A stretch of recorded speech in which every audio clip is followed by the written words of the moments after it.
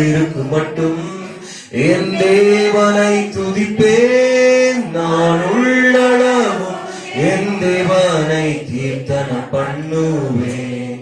நான் உள்ளளவும் என் தேவனை கீர்த்தனம் பண்ணுவேன். இந்த நாளும் செய்திக்காக ஒரு வசனத்தை வாசிக்கலாம். 1 சாமுவேல் புஸ்தகம் 1 சாமுவேல் 17ஆம் அதிகாரம். 1 சாமுவேல்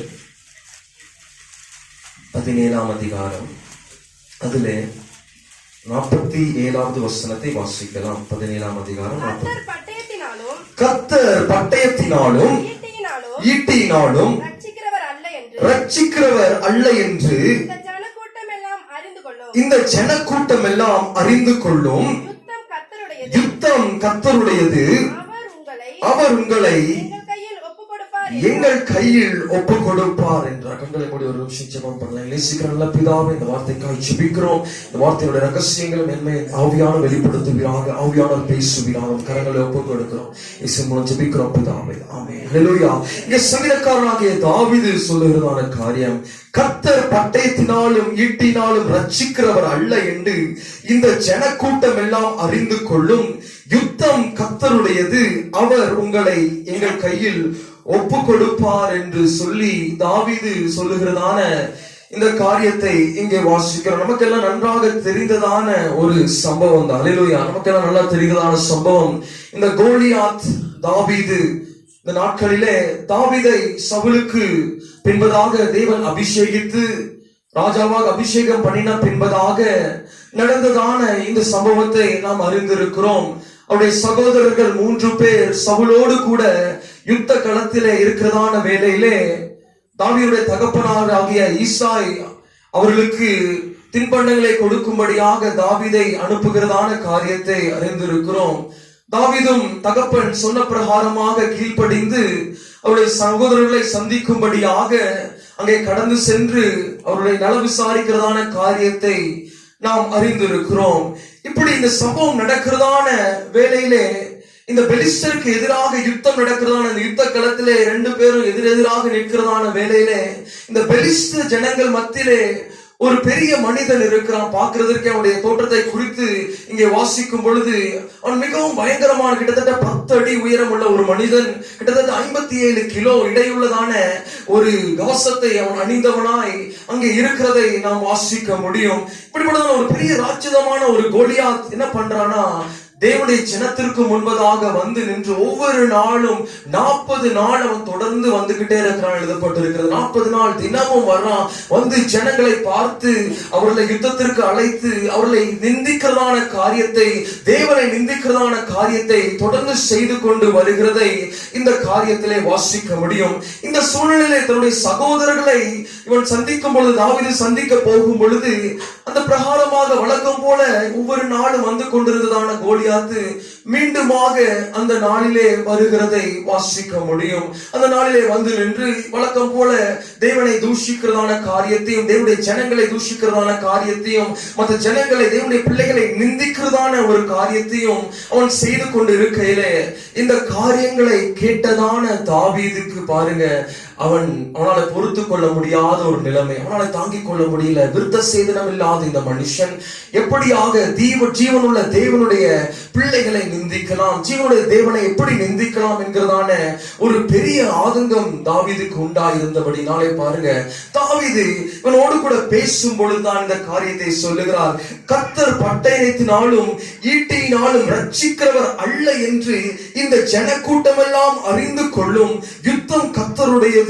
அவர் உங்களை எங்கள் கையில் ஒப்பு கொடுப்பார் என்றார். இங்க விசேஷமாய் சொல்லுகிறதான காரியம், கர்த்தர் அவர் பட்டயத்தினாலும் ஈட்டினாலும் ரட்சிக்கிறவர் அல்ல என்று இந்த ஜனக்கூட்டம் எல்லாம் சொல்லும் என்று சொல்லி அறிந்து கொள்ளும் என்று சொல்லி சொல்லும் பொழுது பெலிஸ்தர்கள் மாத்திரம் அல்ல, அவர் அறிந்து கொள்ள வேண்டியதான காரியம் பெலிஸ்த ஜனங்கள் மாத்திரம் கிடையாது, இந்த இஸ்ரவேல் ஜனங்களும் அறிந்து கொள்ள வேண்டியதான காரியம் ஒன்று இருக்கிறது. இந்த இஸ்ரவேல் ஜனங்களும் சேர்ந்து அறிந்து கொள்ள வேண்டும். என்று சொன்னால் இவன் தொடர்ந்து வந்துகிட்டு இருக்கிறான். அவனை எதிர்த்து நிற்பதற்கு, அவனோடு கூட யுத்தம் செய்வதற்கு இவர்களால் முடியவில்லை. இவர்கள் பார்க்கிறதான காரியம், அவன் எவ்வளவு பெரிதா இருக்கிறான், எவ்வளவு பெரிய ராட்சசனா இருக்கிறான், அவன் கையில் எவ்வளவு பெரிய பட்டயம் பட்டயம் ஈட்டி இருக்கிறது, அவன் இவ்வளவு பெரிய கவசத்தை வைத்திருக்கிறான், எப்படி நாங்கள் அவனோடு கூட யுத்தம் செய்ய முடியும், எப்படி அவனுக்கு எதிர்த்து நிற்க முடியும் என்று சொல்லி பாருங்க. பெலிஸ்தர்களுக்கு ஒரு நம்பிக்கை இருந்தது, கோலியாத் எங்களோடு கூட இருக்கிறான் என்று சொல்லி. ஆனால் ஒரு தயக்கம் இஸ்ரவேல் ஜனங்களுக்கு இருந்ததான காரியம், பெலிஸ்தர் கோலியாத் மேல வைத்ததான நம்பிக்கை கூட பாருங்க இஸ்ரவேல் ஜனங்கள் தேவன் மேலே வைக்கவில்லை. ஹல்லேலூயா. இஸ்ரவேல் ஜனங்களுக்கு தேவன் மேல அந்த நம்பிக்கை இல்லை. ஆகினால் தான் சொல்லும் பொழுது அவன் சொல்றான், கர்த்தர் பட்டயத்தினாலும் ஈட்டினாலும் ரட்சிக்கிறவர் அல்ல என்று பெலிஸ்தர்கள் மாத்திரம் அல்ல, இந்த ஜனமும் அறிந்து கொள்ள வேண்டும். ஹல்லேலூயா.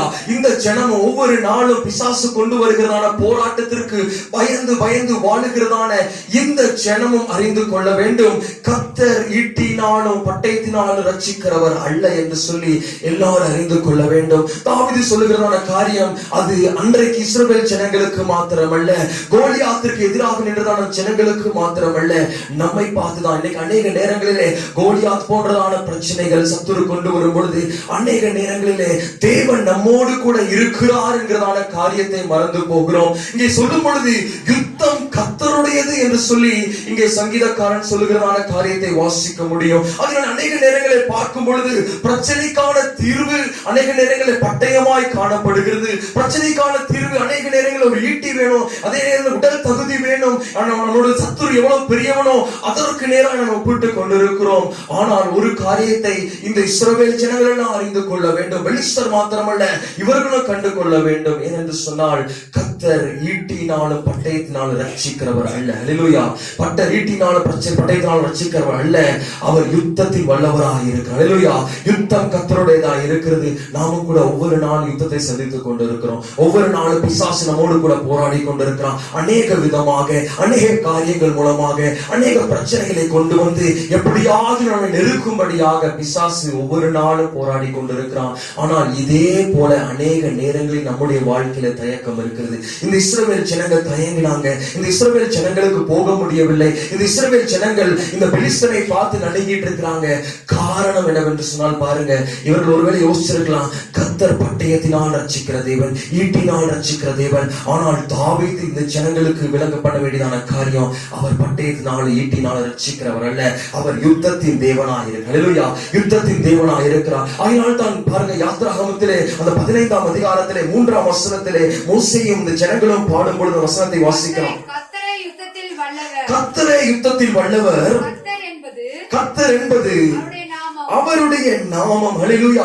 கர்த்தரை யுத்தத்தில் வல்லவராய் இருக்கிறார். எல்லாரை காட்டிலும் நம்முடைய தேவன் யுத்தத்தில் வல்லவராய் இருக்கிறார். இந்த ஜனங்கள் பாருங்க எகிப்திலிருந்து கொண்டு வரும் பொழுது பாடினதான பாட்டை இப்ப மறந்து போயிட்டாங்க. கர்த்தர் யுத்தத்தில் வல்லவர். எப்படியாக இந்த பார்வோனுடைய சேனை பின்தொடர்ந்து வந்த பொழுது எப்படியாக தேவன் அந்த சேனையை முற்றிலுமாய் நிர்மூலமாக்கினார் என்று சொல்லி இந்த ஜனங்கள் அந்த அனுபவம் இருந்தாலும் பாருங்க இன்றைக்கு பார்வோனுக்கு பெலிஸ்தருக்கு எதிராக நிற்கும் பொழுது பாருங்க அவர்கள் மறந்து போனாங்க. அன்றைக்கு எகிப்திலிருந்து புறப்படும் பொழுது பார்வோனுடைய சேனை அவர்களை பின்தொடர்ந்தது.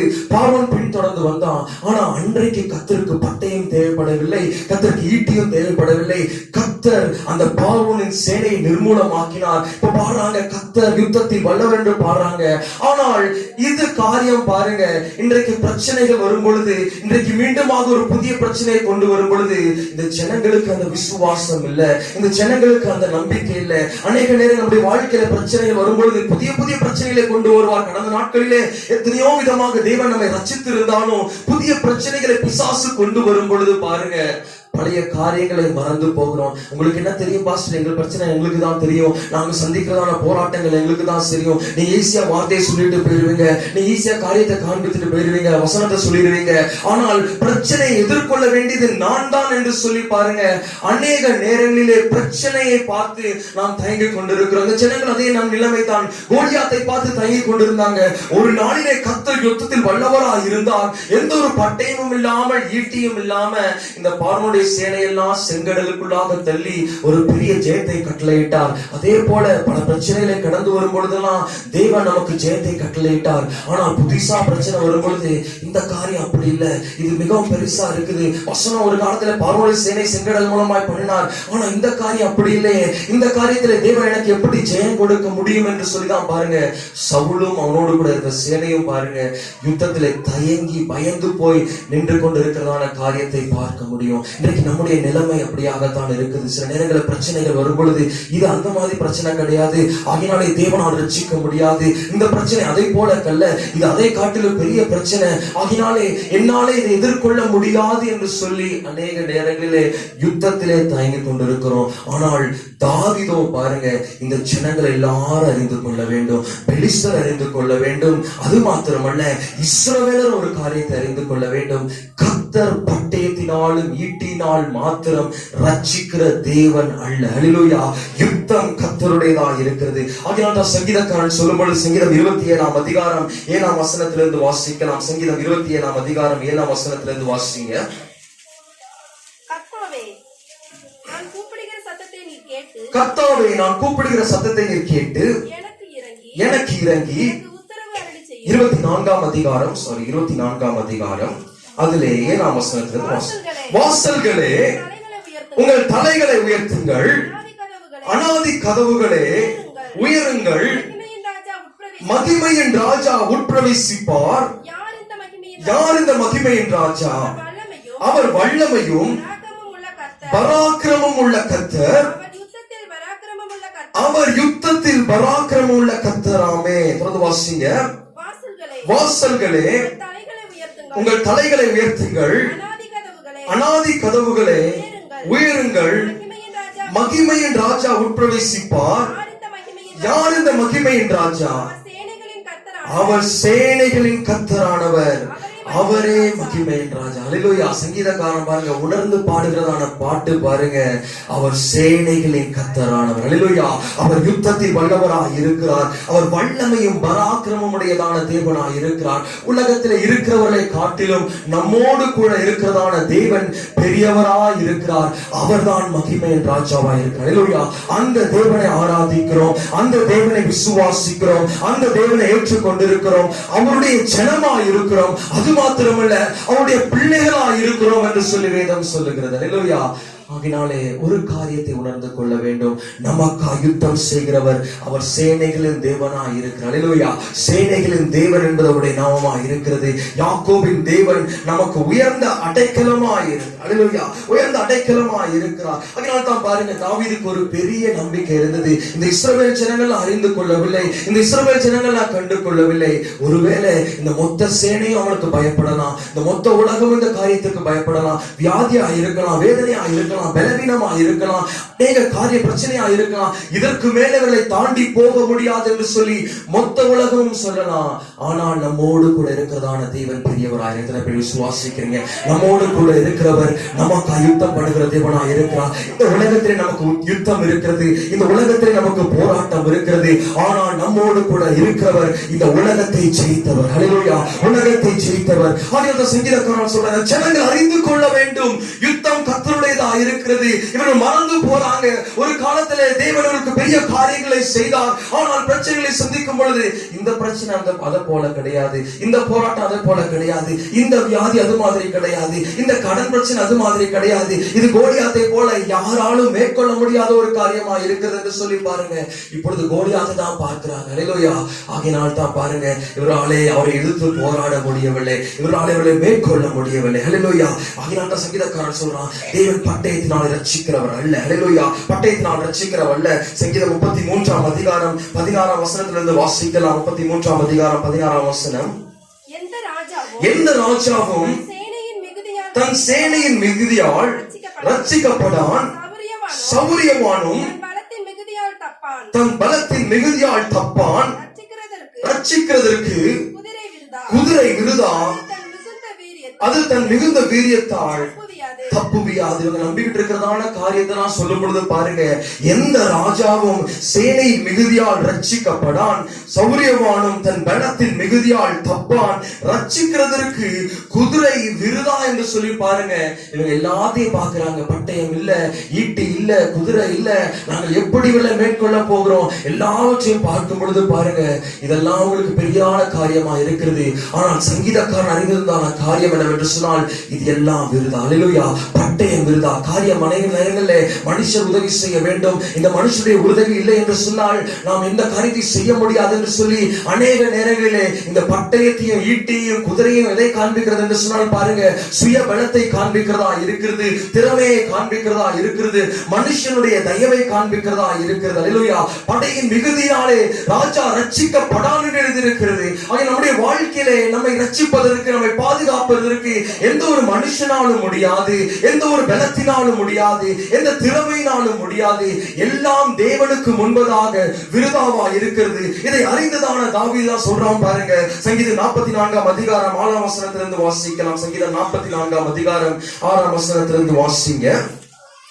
என் வில்லை நான் நம்பேன், என் வில்லை நான் நம்பேன், என் பட்டயம் என்னை ரட்சிப்பதில்லை. நீரே எங்கள் சத்துருக்களில் நின்று எங்களை ரட்சித்து எங்கள் பகைஞர்களை வெட்கப்படுத்துகிறேன். அல்லேலூயா.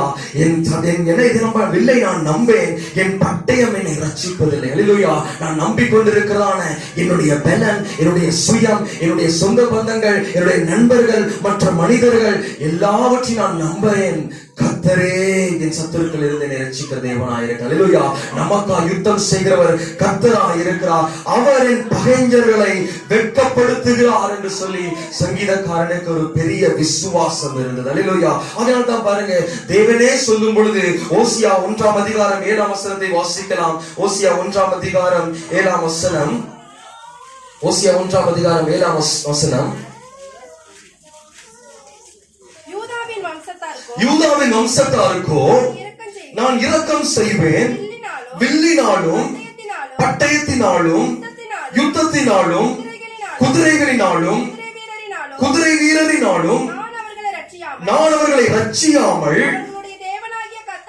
அவர்களுடைய தேவனாகிய கர்த்தராலே அவர்களை ரட்சிப்பேன் என்றார். அல்லேலூயா.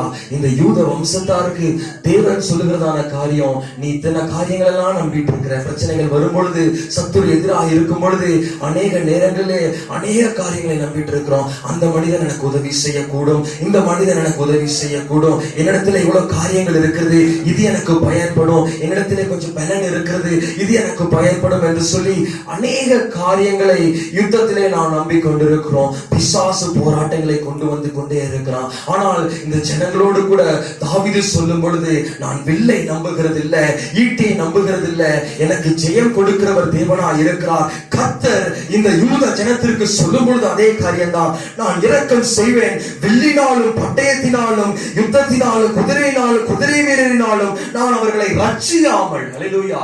தேவனாலே அவர்கள் ரட்சிக்கப்படுவார்கள். அல்லேலூயா. தேவனாலே அவர்கள் ரட்சிக்கப்படுவார்கள் என்கிறதான விசுவாசம் நமக்கு தேவையாயிருக்கிறது. அல்லேலூயா. என்கிறதான விசுவாசம் நமக்கு தேவையாயிருக்கிறது. இந்த உலகத்திலே ஒவ்வொரு நாளும் போராட்டங்களை எதிர்கொள்ள வேண்டும். ஆனால் மேலான ஒரு போராட்டம் ஒன்று இருக்கிறது. இந்த உலக காரியங்கள் மாத்திரமல்ல, மேலான ஒரு காரியத்தை குறித்து அப்போஸ்தலனாகிய பவுல் சொல்லும் பொழுது 1 கொரிந்தியர் 15 அதிகாரம் 24 வசனத்திலிருந்து வாசிங்க. 1 கொரிந்தியர் 15 அதிகாரம் 24 வசனம். அதன் பின்பு முடிவு உண்டாகும், அப்பொழுது சகல துரைத்தனத்தையும் சகல அதிகாரத்தையும் வல்லமையையும் பரிகரித்து தேவனும் பிதாவுமாய் இருக்கிறவருக்கு ராஜ்யத்தை ஒப்பு கொடுப்பார். எல்லா சத்துருக்களையும் தமது பாதத்திற்கு கீழாக்கி போடும். அவர் ஆளுகை செய்ய வேண்டியது பரிகரிக்கப்படும் கடைசி சத்துரு மரணம். அல்லேலூயா. பரிகரிக்கப்படும் கடைசி சத்துரு என்னவா இருக்கிறது என்று சொன்னால் மரணம். மரணம் என்று சொல்லும் பொழுது இந்த உலகத்தின் மரணம் அல்ல, கந்தகம் அக்னியும் கந்தகமான 2ஆம் மரணத்தை குறிக்கிறதாக இருக்கிறது. அல்லேலூயா. ஆகினாலே இந்த உலகத்திலே போராட்டம் இருக்கிறது. இந்த உலகத்திலே ஒவ்வொரு நாளும் போராடி கொண்டிருக்கிறோம். துளைத்தனங்களோடும் அதிகாரங்களோடும் வானமண்டலத்தில் இருக்கிற பொல்லாத சேனைகளோடும் நமக்கு போராட்டம் இருக்கிறது. ஆனால் பரிகரிக்க வேண்டிய கடைசி சத்துரு எதுவென்று சொன்னால் பாருங்க, கடைசி சத்துரு என்று சொன்னால் பாருங்க, அவன் தான் பாருங்க எல்லாவற்றிலும் பெரிய சத்துருவாக இருக்கிறான். அநேக நேரங்களில் ஜனங்கள் இந்த உலகத்தில் இருக்கிறதான போராட்டங்களை போராட்டங்களை பார்க்கிறோம். உலகத்திலே இருக்கிறதான பிசாசு கொண்டு வருகிறதான ஒருவேளை மனிதர்கள் மூலமா இருக்கலாம், ஒருவேளை அநேக காரியங்கள் மூலமா இருக்கலாம், சூழ்நிலைகள் மூலமா இருக்கலாம். அதை மாத்திரம் நாம் பார்த்து கொண்டிருக்கிறோம். ஆனால் தேவன் சொல்லுகிறதான காரியம், பரிகரிக்க வேண்டிய கடைசி சத்துரு மரணம். ஹல்லேலூயா. மரணம் என்கிறதான ஒரு சத்துரு, அது இரண்டாம் மரணத்தை குறிக்குது. அக்கினியும் கந்தகம் நிறைந்ததான அந்த கடலிலே நம்மை கொண்டு சென்று தள்ளுகிறதான இரண்டாம் மரணத்தை குறிக்கிறதா இருக்கிறது. ஹல்லேலூயா. ஆகையினாலே இந்த யுத்தங்கள் எல்லாம் தேவன் செய்ய வேண்டும் என்று சொல்லி விரும்புகிறோம். இந்த யுத்தத்தில் நாம் ஜெயம் எடுக்க வேண்டும் என்று சொல்லி விரும்புகிறோம். ஆனால் அதை காட்டிலும் ஜெயம் எடுக்க வேண்டியதான ஒரு காரியம் என்னவென்று சொன்னால், அந்த கடைசி மரணத்தில் நாம் ஜெயம் எடுக்க வேண்டும். ஹல்லேலூயா. அந்த கடைசி மரணத்தில் நாம் ரட்சிக்கப்பட வேண்டும். அந்த கடைசி மரணத்திலே நாம் ஜெயமாக இருக்க வேண்டும். ஹல்லேலூயா. கிறிஸ்து மரித்து உயிரோடு கூட எழும்பினது போல நாமும் கூட அந்த மரணத்தை வென்று நாம் ஜீவனுள்ள தேவனோடு கூட ஜீவனுள்ள தேசத்திலே காணப்படுவதுதான் இந்த கடைசி ஜெயமாக இருக்கிறது. ஹல்லேலூயா. அதுவரைக்கும் நமக்கு யுத்தம் இருக்கிறது. அந்த கடைசி பிசாசாகிய கடைசி சத்துருவாகிய அந்த மரணத்தை நாம் ஜெயிக்கிற வரைக்கும் யுத்தம் நம்முடைய வாழ்க்கையிலே ஓய்கிறது கிடையாது. ஹல்லேலூயா. அந்த மரணத்தை நாம் மேற்கொள்ளுகிற வரைக்கும், அந்த மரணம் என்று சொல்லும் பொழுது இந்த உலகத்தில் நாம் மரிப்பது அல்ல, நான் அந்த நித்திய ஆக்கினைக்குள்ளாக தள்ளப்படாமல் நாம் ஜெயமுள்ளவனாக இருக்க வேண்டும் என்று சொல்லி. ஹல்லேலூயா. அதுதான் பரிகரிக்க வேண்டிய கடைசி சத்துரு. ஹல்லேலூயா. அதுதான் பரிகரிக்க வேண்டிய கடைசி சத்துரு. அது வரைக்கும் பாருங்க, அதிலே நாம் தோற்று போகும்படியாக, அதிலே நாம் விழுந்து போகும்படியாக பிசாசு ஒவ்வொரு நாளும் போராட்டங்களை கொண்டு வருகிறார். ஹல்லேலூயா. இதெல்லாம் சின்ன சின்ன யுத்தங்கள் தான், இதெல்லாம் சின்ன சின்ன காரியங்கள் தான். நாம் சந்திக்கிறதான யுத்தம், ஒரு காரியத்தை அறிந்து கொள்ள வேண்டும். இந்த நாளில் நாம் சந்திக்கிறதான பிரச்சனைகள் நமக்கு பெரிதாய் தோன்றலாம், நாம் எதிர்கொண்டிருக்கிறதான பெரிதாய் தோன்றலாம். ஆனால் வசனம் சொல்லுகிறது, கடைசி சத்துரு நாம் சந்திக்கிறதான இந்த காரியங்கள் அல்ல, அது அந்த நித்திய மரணத்தை காண்பிக்கிறதா இருக்கிறது. அதிலே ஜெயம் எடுக்க வேண்டும் என்று சொன்னால் எல்லாவற்றும் நாம் ஜெயம் எடுத்து செல்ல வேண்டும். ஹல்லேலூயா. அதிலே ஜெயமுள்ளவர்களாய் காணப்பட வேண்டும் என்று சொன்னால் எல்லா யுத்தங்களிலும் நாம் ஜெயமுள்ளவர்களாய் காணப்பட வேண்டும். ஆனால் யுத்தம் கர்த்தருடையதாக இருக்கிறது. ஹல்லேலூயா. ஜெயம் கொடுக்கும்படியாக சேனைகளின் தேவன் நம்மோடு கூட இருக்கிறார். ஒருவேளை யோசிக்கலாம், இது கடைசி சத்துருவாக இருக்கிறது, எப்படி இந்த யுத்தங்களை நான் சமாளிக்க போறேன், எப்படி இந்த போராட்டங்களை எதிர்கொள்ள போகிறேன்? சேனைகளின் தேவன் நம்மோடு கூட இருக்கிறார். ஹல்லேலூயா. சேனைகளின் தேவன் நம்மோடு கூட இருக்கிறார். யாக்கோபின் தேவன் நமக்கு உயர்ந்த அடைக்கலாம். ஹல்லேலூயா. யாக்கோபின் தேவன் உயர்ந்த அடைக்கலாம். ஆனால் இந்த ஜனங்க பாருங்க, இதை அறிந்திருந்தாலும் இது தெரிந்திருந்தாலும் இந்த அனுபவம் முன்பதாக இருந்தாலும் பாருங்க, கோலியாத் வந்து நின்ற பொழுது இவங்க சிந்தையில எட்டவே கிடையாது, இவங்க ஞாபகத்தில் எட்டவே இல்லை. என்னோடு கூட இவ்வளவு பெரிய தேவன் இருக்கிறார், என்னோடு கூட உலகத்தை ஜெயித்த தேவன் இருக்கிறார், எனக்காக யுத்தம் செய்கிறதான தேவன் என்னோடு கூட இருக்கிறார் என்கிறதான ஒரு காரியம், இந்த ஒரு நம்பிக்கை இந்த ஜனங்களுக்கு இல்லாதபடினால் பாருங்க, அவங்க எதை நம்பிட்டு இருந்தாங்கன்னா, பட்டயத்தை நம்பிட்டு இருந்தாங்க, எதை நம்பிட்டு இருந்தாங்கன்னா, ஈட்டியை நம்பிட்டு இருந்தாங்க, தங்களுடைய திறமையை நம்பிட்டு இருந்தாங்க, தங்களுடைய பலனை நம்பிட்டு இருந்தாங்க, மற்ற ஜனங்களை நம்பிட்டு இருந்தாங்க, சேனைகளை நம்பிட்டு இருந்தாங்க. ஆனால் தாவீதோ பாருங்க, தேவன் இதன் மூலமாய் ரட்சிக்கிறதில்ல. ஒருவேளை இந்த காலை வேளையிலே நாம் ஒரு பிரச்சனைகளோடு கூட இருக்கலாம், யுத்தத்தோடு கூட இருக்கலாம், ஒவ்வொரு நாளும் போராடி கொண்டிருக்கலாம், எப்படியாக என்னுடைய வாழ்க்கையிலே நான் ஜெயம் எடுக்க வேண்டும் என்று சொல்லி யுத்தத்தை எதிர்கொண்டிருக்கலாம். ஆனால் நாம் நம்பிக்கொண்டிருக்கிற காரியம் எதுவென்று சொல்லி நாம் யோசித்து பார்க்க வேண்டும். நான் எதிலே சார்ந்து கொண்டிருக்கிறேன், எதிலே நம்பிக்கொண்டிருக்கிறேன்? இந்த சூழ்நிலையிலே இந்த ரெண்டு ஜன கூட்டத்தாரை நாம் பார்க்கும் பொழுது, இந்த இஸ்ரவேல் ஜனங்கள் எல்லாம் ஒருவேளை தேவனை நம்பி இருப்பார்கள் என்று சொன்னால், இஸ்ரவேல் ஜனங்களுக்கு ஜெயம் கொடுக்க தேவன் அவர் வல்லவராக இருக்கிறார் என்று சொன்னால் தேவனுடைய பிள்ளைகளாக இருக்கிறாங்க. ஆனால் இவர்கள் அறியாத ஒரு காரியத்தினால் தான் பாருங்க, இவர்கள் இதுவரைக்கும் தோத்து கொண்டிருந்தாங்க. ஹல்லேலூயா. ஒரு காரியத்தை அறியவில்லை, ஒரு காரியத்தை யோசிக்கவில்லை. என்ன காரியம் என்று சொன்னால், 1 சாமுவேல் 18 அதிகாரம் 17 வசனத்தை வாசிக்கலாம். 1 சாமுவேல் 18 அதிகாரம் 17 வசனம். என் கை அல்ல, பெலிஸ்தரின் கையே அவன் மேல் விழட்டும் என்று சவுல் நினைத்துக் கொண்டு சவுல் தாவீதை நோக்கி, இதோ என் மூத்த குமாரத்தியாகிய மேராவை உனக்கு மனைவியாக கொடுப்பேன், நீ எனக்கு நல்ல சேவகனாய் மாத்திரம் இருந்து கர்த்தருடைய நம்முடைய யுத்தங்களை நடத்து என்ற அல்லேலூயா. என்ன நம்பிக்கையில நான் பாருங்க, எதை அறியவில்லை என்று சொன்னால் இது யுத்தம் கர்த்தருடையது என்று சொல்லி இவன் அறியவில்லை. நம்முடைய வாழ்க்கையில நடக்கிறதான போராட்டங்கள் எல்லாம் கர்த்தருடையவைகள் என்பதை நாம் அறிந்து கொள்ள வேண்டும். இதுவரைக்கும் சவுலும் அவனுடைய சேனைகளும் பாருங்க யுத்தத்தை சந்தித்தாங்க, சத்துருக்களை சந்தித்தாங்க, ஜெயம் அநேகங்களை கொடுத்தார். ஆனால் இதுவரைக்கும் அறியவில்லை யுத்தம் கர்த்தருடையது என்று சொல்லி. ஆனால் இந்த சம்பவத்திற்கு பிறகுதாக பாருங்க சவுலே சொல்றான், நீ கர்த்தருடைய யுத்தத்தை நடத்துவாயாக. அல்லேலூயா. நீ கர்த்தருடைய யுத்தத்தை நடத்துவாயாக. இதற்கு முன்பதாக ஜெயம் எடுப்பதற்கான காரணம் என்னவென்று சொன்னால் பாருங்க, யுத்தம் கர்த்தருடையது என்று சொல்லி இவர்கள் அறிந்து கொள்ளவில்லை. அந்த விசுவாசம் இல்லை. அல்லேலூயா. நம்முடைய வாழ்க்கையில் அறிந்து கொள்ள வேண்டும், ஒவ்வொரு போராட்டங்களும் வரும் பொழுது அதை போராடி யுத்தத்தை ஜெயம் கொடுக்கிறதான தேவனுடைய யுத்தமா இருக்கிறது. நம்முடைய யுத்தங்கள் நம்மோடு கூட இருக்கிறதான சேனைகள் தேவனுடைய யுத்தமா இருக்கிறது. நாம் சந்திக்கிறதான பிரச்சனைகள் நம்மோடு கூட இருக்கிறதான சேனைகளுடைய தேவனுடைய யுத்தமா இருக்கிறது. தாவீது தெளிவா சொல்றான், தாவீது அறிந்திருந்தான். தாவீது கோலியாத்தை ஜெயித்ததற்கான காரணம் என்னவென்று சொன்னால் அவன் அறிந்திருந்ததான முதலாவது காரியம் யுத்தம் கர்த்தருடையது. அல்லேலூயா. யுத்தம் கர்த்தருடையது. நம்முடைய போராட்டங்கள் ஒவ்வொன்றும் கர்த்தருடையதா இருக்கிறது. நமக்கு ஜெயம் கொடுக்கிறது கர்த்தருடையதா இருக்கிறது. இதை தாவீது அறிந்திருந்தபடினாலே முதலாவது வெற்றியால் பெற்றுக்கொண்டான். அல்லேலூயா. இஸ்ரவேல் ஜனங்கள் தான் தேவனுடைய பிள்ளைகள் தான். ஆனால் இவர்கள் எல்லாம் அறியாத காரியம் தாவீது அறிந்திருந்தான். அல்லேலூயா. யுத்தம் கர்த்தருடையது என்று அறிந்திருந்தான். அதற்கு பின்பதாக தான் சவுல் சொல்றான், அல்லேலூயா, கர்த்தருடைய யுத்தத்தை செய்வாயாக. அல்லேலூயா. கர்த்தருடைய இதுவரைக்கும் யார் யுத்தமோ சவுலுடைய யுத்தமா இருந்தது, நியாயாதிபதிகளுடைய யுத்தமா இருந்தது, பல ஜனங்களுடைய இருந்தது. இப்பொழுது தாவீது தெரியப்படுத்தினதுக்கு பின்பதாக சவுல் அறிந்து கொள்கிறான். இந்த ஜனங்கள் எல்லாம் அறிந்து கொள்ள வேண்டும் என்று சொல்லி தாவீது சொன்னதான காரியம் பாருங்க. இப்பொழுது முதலாவது சவுல் அறிந்து கொள்கிறான், கர்த்தருடைய யுத்தத்தை செய்வாயாக. அல்லேலூயா. ஆகையாலே போராட்டங்கள் இருக்கிறது உண்மைதான். நம்முடைய வாழ்க்கையில பவுல் சொல்லுகிற பிரகாரமாக எபேசியர் எழுதப்பட்டிருக்கிறது, நமக்கு போராட்டம் உண்டு, வான மாம்சத்தோடும் ரத்தத்தோடும் அல்ல, வானமண்டலத்தில் பொல்லாத சேனைகளோடும் துரைத்தனங்களோடும் அதிகாரங்களோடும் நமக்கு போராட்டம் இருக்கிறது. அல்லேலூயா. ஆனால் அந்த போராட்டம் கர்த்தருடையது. அல்லேலூயா. அந்த போராட்டம் கர்த்தருடையது. அந்த போராட்டம் கர்த்தருடையதா இருக்கிறது. அந்த விசுவாசம் முதலாவது தேவை. நாம் சந்திக்கிறதான பிரச்சனைகள் அதில் யுத்தம் செய்வது கர்த்தருடையதா இருக்கிறது. அவர் ஈட்டினாலும் பட்டயத்தினாலும் அல்ல, தேவனாலே நமக்கு ரட்சிப்பு உண்டாக்கும்படியாக நமக்கு ஜெயம் கொடுக்கிறதான தேவனா இருக்கிறார். இந்த இஸ்ரவேல் ஜனங்களுக்கு அந்த நம்பிக்கை இல்லை. ஒருவேளை இந்த நாளை போராட்டங்களை சந்தித்துக் கொண்டிருக்கிறீங்களா, பிரச்சனைகளை எதிர்கொண்டு கொண்டிருக்கிறீங்களா, ஒவ்வொரு நாளும் பிசாசு போராட்டங்களை கொண்டு வருகிறீர்களா, முதலாவது ஜெயத்தை பெற்றுக் கொள்ள வேண்டும் என்று சொன்னால் தாவீது அறிந்திருந்ததான முதலாவது ஒரு நம்பிக்கை நமக்கு தேவை. அல்லேலூயா. தாவீது அறிந்திருந்ததான ஒரு நம்பிக்கை நமக்கு தேவை. யுத்தம் கர்த்தருடையதா இருக்கிறது.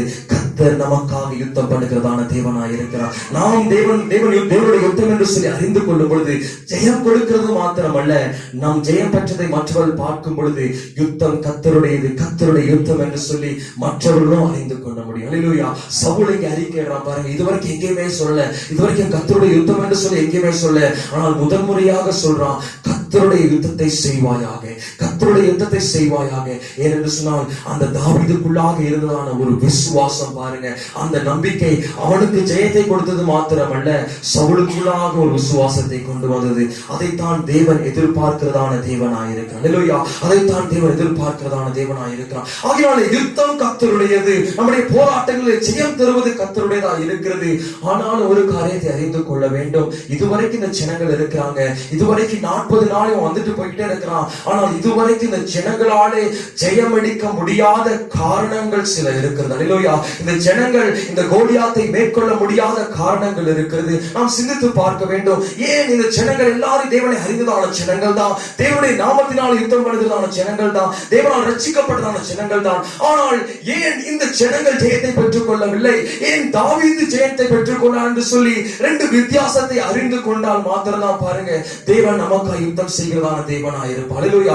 தேவன் நமக்காக யுத்தம் செய்ய வேண்டும் சொல்லி விரும்புகிறோம். தேவன் நமக்காக காரியங்களை செய்ய வேண்டும் என்று சொல்லி விரும்புகிறோம். வேதம் அதைத்தான் சொல்லுகிறது, யுத்தம் கர்த்தருடையது கர்த்தருடையது என்று சொல்லி வேதம் தெளிவாக சொல்லுகிறது. ஆனால் நம்முடைய வாழ்க்கையிலே தேவன் நமக்கு ஜெயத்தை கட்டளையிட வேண்டும் என்று சொன்னால், தேவன் நமக்கு யுத்தத்தை செய்ய வேண்டும் என்று சொன்னால், இந்த இஸ்ரவேல் ஜனங்கள் செய்யாத 3 காரியங்களையும், அநேக பரிசுத்தவான்கள் செய்ததான 3 காரியங்களையும் நாம் அறிந்து கொள்ளும் பொழுது தேவன் நமக்காக யுத்தம் செய்கிறதான தேவனாய் இருக்கிறார். இன்னைக்கு அவசியமா இருக்கிறது. நாம் ஒவ்வொரு நாளும் பிசாசு இந்த கடைசி காலம் நெருங்க நெருங்க யுத்தம் பலத்துக் கொண்டே இருக்கிறது, போராட்டங்கள் பலத்துக் கொண்டே இருக்கிறது. தேவனுடைய ஜனங்கள் எப்படியாக விசுவாச வாழ்க்கையிலிருந்து இடறி போக வேண்டும் என்று சொல்லி யுத்தம் என்று சொல்லும் பொழுது மற்ற மனுஷர்களோடு கூட அல்ல, மற்ற ஜனங்கள் அல்ல, யுத்தத்தை கொண்டு வருகிற பிசாசா இருக்கிறான். மற்ற மனிதர்கள் மூலமாக இருக்கலாம், பிரச்சனைகள் மூலமாக இருக்கலாம், சூழ்நிலைகள் மூலமாக இருக்கலாம். அவனுடைய ஒரே காரியம் என்னவென்று சொன்னால், நம்முடைய ஓட்டத்திலிருந்து நாம் இடறி போக வேண்டும், நாம் பின்மாற்றத்துக்குள்ளாக செல்ல வேண்டும், நாம் பின்னிட்டு ஓட வேண்டும், நாம் தயங்கி நிற்க வேண்டும். இதற்கு மேலே நாம் ஒரு பிரயாணப்பட்டு கொண்டிருக்கிறோம். இந்த கடைசி சத்துருவாகிய மரணத்தை நாம் ஜெயிக்கும்படியாக நாம் போராடி கொண்டிருக்கிறோம். இந்த யுத்தத்திலே நம்ம இடையிலே நிற்க பண்ணும்படியாக தான் பாருங்க இந்த சின்ன சின்ன போராட்டங்களை பிசாசு கொண்டு வந்து கொண்டிருக்கிறான். நம்முடைய வாழ்க்கையில வருகிறதான போராட்டம், அந்த கடைசி சத்துரு இருக்கிறான் இல்லையா பிசாசு, அந்த மரணம் இருக்குது இல்லையா, அந்த மரணம் தான் நம்ம தாண்டினா தான் நாம் நித்திய ஜீவனுக்கு போக முடியும். அந்த மரணத்தை பரிகரிக்கும்படியாக தான் நாம் யுத்தம் பண்ணி கொண்டிருக்கிறோம். ஆனால் அதிலே நாம் தோற்று போகும்படியாக பிசாசு போராட்டங்களை கொண்டு வருகிறான். அதை நான் அறிந்து கொள்ள வேண்டும். என்னுடைய வாழ்க்கையில வருகிறதான போராட்டங்கள், என்னுடைய வாழ்க்கையில் நான் சந்திக்கிறதான பிரச்சனைகள் மற்ற மனிதர்கள் மூலமாய் அல்ல,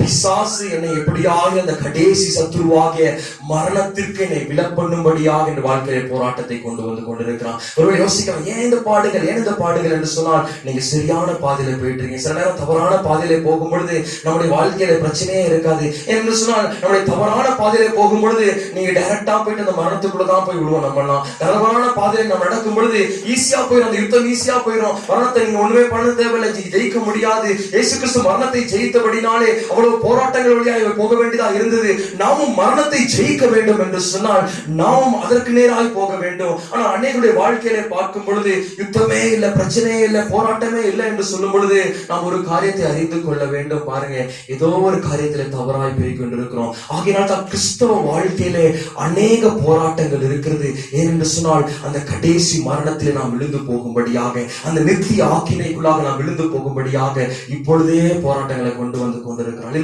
இப்பொழுதே பிரச்சனைகளை கொண்டு வந்து கொண்டிருக்கிறான், குழப்பங்களை கொண்டு வந்து கொண்டிருக்கிறான். பிசாசு அதிகமாய் கிரியை செய்து கொண்டு வருகிறான். கடைசி காலம் நெருங்க நெருங்க, கர்த்தருடைய வருகை நெருங்க நெருங்க, யுத்தம் இன்னும் தீவிரமாய் நடந்து கொண்டிருக்கிறது. அல்லேலூயா. நாம் அறிந்து கொள்ள வேண்டும். இந்த ஜனங்கள் அநேக நேரங்கள் நாம் அறிந்து கொள்ளவில்லை. அன்றைக்கு இருக்கிறதான பிரச்சனைகள் தான் பார்க்கிறோம். இன்றைக்கு நான் இந்த பிரச்சனையை சந்திக்கிறேன், இன்றைக்கு வாழ்க்கையில் இந்த போராட்டம் இருக்குது.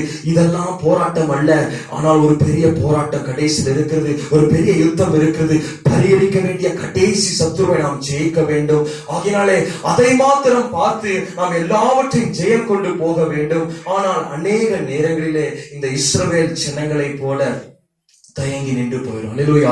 அநேக நேரங்களை பயந்து போகிறோம். முதலாவது யுத்தத்தை செய்கிறவர் தேவன் என்று சொல்லி அறிந்து கொள்ள வேண்டும். இந்த நாளிலே இந்த இஸ்ரவேல் ஜனங்கள் தயங்கி நின்றதான 3 காரியங்களையும், தாவீது ஜெயம் எடுத்ததான 3 காரியங்களையும் தான் இந்த நாளிலே பார்க்க போகிறோம். முதலாவது ஒரு காரியத்தை நாம் பார்க்க போகிறோம். இதற்கு முன்பதாக யோனத்தானுடைய காலத்திலே ஒரு காரியம் நடக்கிறதை வாசிக்க முடியும். 1 சாமுவேல் புஸ்தகம் 14ஆம் அதிகாரம் அதிலே 6ஆம் வசனத்தை வாசிக்கலாம். 1 சாமுவேல் 14ஆம் அதிகாரம் 6ஆம் வசனம். யோனத்தான் தன் ஆயுததாரியாகிய வாலிபனை நோக்கி, விருத்த சேதனம் இல்லாதவர்களுடைய அந்த தானியத்திற்கு போவோம் வா, ஒருவேளை கர்த்தர் நமக்காக ஒரு காரியம் செய்வார். அநேகம் பேரை கொண்டாகிலும் கொஞ்சம் பேரை கொண்டாகிலும் ரட்சிக்க கர்த்தருக்கு தடை இல்லை என்றார். அல்லேலூயா. இங்கே பார்க்கும் பொழுது பாருங்க, ஒரு பெரிய கூட்ட ஜனங்கள் இந்த இஸ்ரவேல் ஜனத்திற்கு விரோதமாக வந்திருக்கிறதான காரியத்தை பார்க்க முடியும். எந்த ஒரு சூழ்நிலை இருக்கிறான் என்று சொன்னால், அந்த 13ஆம் அதிகாரம் 22ஆம் வசனத்தை வாசிக்கலாம். யுத்த நாள் வந்தபோது சவுலுக்கும் அவன் குமாரனாகிய யோனத்தானுக்குமே அன்றி சவுலோடும் யோனத்தானோடும் இருக்கிற ஜனங்களில் ஒருவர் கையிலும் பட்டயமும் ஈட்டியும் இல்லாதிருந்தது. பெலிஸ்தரின் பாளையம் மிக்மாசில் இருந்து போகிற போகிற மணி மட்டும் பரம்பி இருந்தது. பரம்பி இருந்தது. என்ன ஒரு சூழ்நிலை யுத்தத்தை எதிர்கொள்றாங்க பாருங்க. பெலிஸ்தர்கள் எல்லாம் சூழ்ந்துகிட்டாங்க இந்த தேசத்தை. ஆனால் சூழ்நிலையை பார்க்கும் பொழுது சவுலுகிட்ட மாத்திரம்தான், சவுலு யோனத்தானை தவிர வேறு யாரிடத்திலும் யுத்தம் செய்வதற்கான பட்டயம் இல்லை என்கிறதான ஒரு நிலைமைக்குள்ளாக இவர்கள் இருக்கிறாங்க. யாரிடத்திலுமே பட்டயம் கிடையாது, யாரிடத்திலுமே பட்டயம் இல்லை. எல்லாரும் தயங்கி நிற்கிறாங்க. என்ன செய்ய முடியும், எப்படி இந்த யுத்தத்தை எதிர்கொள்ள முடியும்? இவ்வளவு கூட ஜனங்கள் இருக்கிறாங்க. ஆனால் சவுலும் தாவீதை தவிர எந்த பட்டயமும் இல்ல, எந்த ஒரு காரியமும் இல்ல. முதலாவது பாருங்க, பிசாசனுடைய வாழ்க்கையில போராட்டத்தை கொண்டு வரும் பொழுது, யுத்தத்தை செய்யும் பொழுது நம்மிடத்துல இருக்கிறதான எல்லாவற்றையும் எடுத்துக்கொள்வோம். அல்லேலூயா. நம்மிடத்துல எதை கொண்டு நாம் ஜெயிக்கலாம் என்று சொல்லி, எதை கொண்டு பிசாசை மேற்கொள்ளலாம் என்று சொல்லி நாம் நினைத்துக் கொண்டிருக்கிறோமோ அது எல்லாவற்றையும் பிசாசு எடுத்துக்கொள்கிறவனா இருக்கிறான். இந்த பாருங்க, இந்த பெலிஸ்தர் சுத்தி நெருக்கினபடினாலே இவர்களால புதுசா பட்டயத்தை உண்டு பண்ண முடியல, இவர்களால எந்த ஒரு ஆயுதத்தையும் உண்டு பண்ண முடியல. இப்பொழுது சவுலிடத்துல பட்டயம் இருக்கிறது, யோனத்தானிடத்துல பட்டயம் இருக்கிறது, இந்த ரெண்டு பேரிடத்துல மட்டும் தான் பட்டயம் இருக்கிறது. ஆனால் மொத்த இஸ்ரவேல் இடத்திலும் ஒன்றுமே இல்லாத ஒரு நிலைமை, ஒரு காரியமும் இல்லை. ஆனால் பெலிஸ்தரோ இவ்வளவாய் பரம்பி இருக்கிறாங்க. யுத்தம் பெரிதா இருக்கிறது, பிரச்சனை பெரிதா இருக்கிறது, போராட்டம் பெரிதா இருக்கிறது. ஆனால் ஒன்றுமே இல்லாத ஒரு நிலைமை. ஹல்லேலூயா. ஒன்றுமே இல்லாத நிலைமை, பட்டயம் இல்லை, எதிர்ப்பதற்கு ஒரு காரியமும் இல்லை. இன்னைக்கு முதலாவது பிசாசு நம்முடைய வாழ்க்கையில் யுத்தத்தை கொண்டு வரும் பொழுது நம்முடைய வாழ்க்கையிலே நாம் ஜெயம் எடுக்க வேண்டும் என்று சொல்லி இருக்கிறதான ஒவ்வொரு காரியங்களையும் நமக்கு தடை கொண்டு வருகிறதான பிசாசா இருப்பான். எல்லாவற்றையும் தடைப்படுத்துவான். எந்த காரியத்திலும் நாம் ஜெயம் எடுக்கிறோம் என்று சொல்லி எந்த காரியத்திலே பிரயாசப்பட்டு கொண்டிருக்கிறோமோ அந்த காரியத்தில் நாம் பிசாசு தடை கொண்டு வருவான். ஒருவேளை ஜெபிக்கும் பொழுது ஜெபிப்பதற்கு தடை கொண்டு வருவான். ஒரு சில நேரங்களில் இதனுடைய சமூகத்திலே காத்திருக்கும் பொழுது காத்திருக்க தடை கொண்டு வருவான். தேவனுக்காக எதையாகிலும் செய்ய வேண்டும் என்று சொல்லி நாம் பிரயாசப்பட்டு கொண்டிருக்கும் பொழுது பலவீனங்கள் மூலமாக நமக்கு தடை கொண்டு வருவான். அதனால யுத்தத்துக்கு போகிறதான நமக்கு பிசாசு தடைகளை ஏற்படுத்துகிறதான பிசாசா இருக்கிறான். பெலிஸ்தர்களும் பாருங்க, எல்லாவற்றிலும் பாருங்க, இவர்களுக்கு பாருங்க தடையாய் காணப்பட்டாங்க. ஆயுதம் இல்ல, பட்டயம் இல்ல, பிரச்சனைகள் இல்ல. நம்மிடத்துல சில நேரங்கள் அப்படிப்பட்டதான காரியமா இருக்கலாம், யுத்தம் பெரிதா இருக்கலாம், பெலிஸ்தர்கள் பெரிதா இருக்கலாம். ஆனா ஒன்றுமே இல்ல, ஒன்றுமே இல்ல. சவுல் பாருங்க தயங்கி நிற்கிறான். ஆனால் அந்த ஒரு சூழ்நிலையிலே யோனத்தானுக்கு இருந்ததான ஒரு விசுவாசம். அல்லேலூயா. யோனத்தானுக்கு இருந்ததான விசுவாசத்தை மாத்தோம். யோனத்தான் தன் ஆயுததாரியாகிய வாலிபனை நோக்கி, விருத்த சேதனம் இல்லாதவருடைய அந்த தானியத்திற்கு போவோம் வா, ஒருவேளை கர்த்தர் நமக்காக ஒரு காரியம் செய்வார். அநேக பேரை கொண்டாகிலும் கொஞ்சம் பேரை கொண்டாகிலும் ரட்சிக்க கர்த்தருக்கு தடை இல்லை. அல்லேலூயா. ரட்சிக்க கர்த்தருக்கு தடை இல்லை. போவோம் வா, போவோம் வா என்கிறார். அல்லேலூயா. போவோம். ஒண்ணுமே இல்ல, என்கிட்ட ஆயுதம் இருக்கு, எங்க அப்பா கிட்ட ஆயுதம் இருக்கு, யாருக்கிட்ட ஆயுதம் இல்ல. ஆனா பெலிஸ்தர்களோ பரம்பி இருக்கிறாங்க. போவோம் வா என்கிறதான முன்னோக்கி போகிறதான ஒரு அனுபவம் யோனத்திற்குள்ளாக இருந்தது. அல்லேலூயா. எதிர்கொண்டு போகிறதான அனுபவம், எதிர்கொண்டு போகிறதான அனுபவத்தை வைத்திருந்தான். முதலாவது தேவன் நமக்கு யுத்தம் செய்ய வேண்டும் என்று சொன்னால் எதிர்கொண்டு போகிறதான அனுபவம் நமக்கு தேவை. அல்லேலூயா. எதிர்கொண்டு போகிறதான அனுபவம் நமக்கு தேவை. தொடர்ந்து வாசிங்க அந்த 7ஆம் வசனத்திலிருந்து 14ஆம் அதிகாரம். அப்பொழுது அவன் ஆயுததாரி அவனை பார்த்து, உம்முடைய இருதயத்தில் இருக்கிறபடி எல்லாம் செய்யும், அப்படியே போம். இதோ உம்முடைய மனதிற்கு ஏற்றபடி நானும் உம்மோடு கூட வருகிறேன் என்றான். அதற்கு யோனத்தான், இதோ நாம் கடந்து அந்த மனுஷனிடத்திற்கு போகிறவர்கள் போல அவர்களுக்கு நம்மை காண்பிப்போம். நாங்கள் உங்களிடத்திற்கு வரும் மட்டும் நில்லுங்கள் என்று நம்மோடு சொல்வார்களானால் நாம் அவர்களிடத்துக்கு ஏறி போகாமல் நம்முடைய நிலையிலே நிற்போம். எங்களிடத்திற்கு ஏறி வாருங்கள் என்று சொல்வார்களானால் ஏறிப்போம். கர்த்தர் அவர்களை நம்முடைய கையில் ஒப்பு கொடுத்தார். இது நமக்கு அடையாளம் என்றார். அல்லேலூயா. இங்க போறாங்க, எதிர்கொண்டு போறாங்க. ஒன்றுமே இல்ல, எதுவுமே கிடையாது, பட்டயம் கிடையாது, ஒன்றுமே இல்ல. யோனத்தானிடத்துல மாத்திரம்தான் பட்டயம் இருக்குது. ஒரே மனிதன் தன்னுடைய ஆயுததாரியோடு கூட பாருங்க அவன் எதிர்கொண்டு போகிறதான காரியத்தை பார்க்க முடியும். ஒரு பிரச்சனை வரும் பொழுது அவன் எதிர்கொண்டு போகிறான். பயந்து ஓடவில்லை. சவுல் தயங்கி கொண்டு நிற்கிறான், அவனுடைய தகப்பன் தயங்கி கொண்டு இருக்கிறான். இவ்வளவாய் பரம்பி இருக்கிறாங்க, எங்களிடத்துல எதுவுமே இல்லை. எத்தனை யுத்தங்களில் அனுபவம் நிறைந்தவன். ஆனால் யோனத்தானுக்கு இருந்ததான நம்பிக்கை, கொஞ்சம் பேராகிலும் அதிகம் பேராகிலும் தேவன் செய்ய வல்லவராய் இருக்கிறார். எதிர்கொண்டு போவோம் என்று சொல்லி அவர்களுக்கு எதிர்கொண்டு போகிறதான காரியத்தை வாசிக்கிறோம். அந்த 12ஆம் வசனத்திலிருந்து கூட வாசிங்க. தானே இருக்கிற மனுஷன் யோனத்தானையும் அவன் ஆயுததாரியும் பார்த்து எங்களிடத்திற்கு ஏறி வாருங்கள், உங்களுக்கு புத்தி கற்பிப்போம் என்றார். அல்லேலூயா. பிசாசு சொல்றதான காரியம், நீ ஏறி வரவா செய்ற, உனக்கு ஒரு நல்ல பாடத்தை கற்றுக் கொடுக்கிறேன். அல்லேலூயா. அநேக நேரங்கள் இப்படிதான் நம்முடைய விசுவாசத்தை குலைப்பான். அநேக நேரங்களில் தேவனுக்காய் போக வேண்டும் என்று சொல்லும் பொழுது பாருங்க, என்னிடத்துல ஏறி வர்றியா, உனக்கு நல்ல பாடத்தை கற்றுக் கொடுக்கிறேன். இங்க வெளிச்ச சொல்லுறதான காரியம் அதுவாய்த்தான் இருந்தது, உனக்கு நல்ல ஒரு பாடத்தை கற்றுக் கொடுக்கிறேன். அல்லேலூயா. ஆனாலும் பாருங்க, யோனாத்தான் தொடர்ந்து வாசிங்க, எங்களிடத்திற்கு ஏறி வாருங்கள், உங்களுக்கு புத்தி கற்பிப்போம் என்றார்கள். அப்பொழுது யோனத்தான் தன் ஆயுததாரியை நோக்கி, என் பின்னாலே ஏறி வா, கர்த்தர் அவர்களை இஸ்ரவேலின் கையில் ஒப்பு கொடுத்தார் என்று சொல்லி யோனத்தான் தன் கைகளாலும் கால்களாலும் தவழ்ந்து ஏறினான். தன் ஆயுததாரி அவன் பின்னாலே ஏறினான். அப்பொழுது அவர்கள் யோனத்தானுக்கு முன்பதாக மடிந்து விழுந்தார்கள் என்று சொல்லி எழுதப்பட்டிருக்கிறது. அல்லேலூயா.